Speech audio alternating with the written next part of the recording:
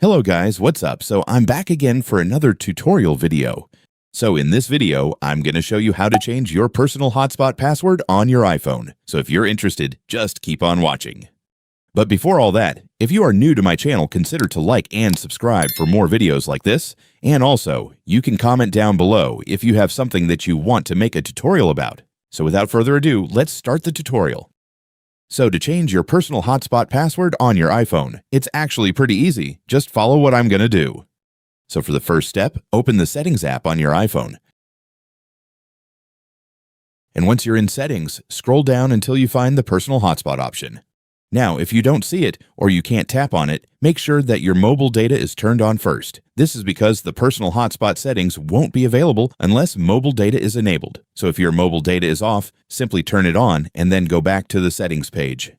After that, tap Personal Hotspot. And here, you'll see your current hotspot settings, including your hotspot password. To change it, simply tap it. Then delete the current password and enter the new password that you'd like to use.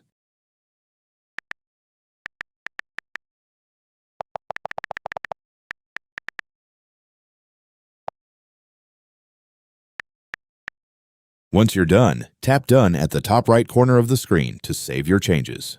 And that's it. Your personal hotspot password has now been updated. The next time someone connects to your hotspot, they'll need to enter your new password instead of the old one.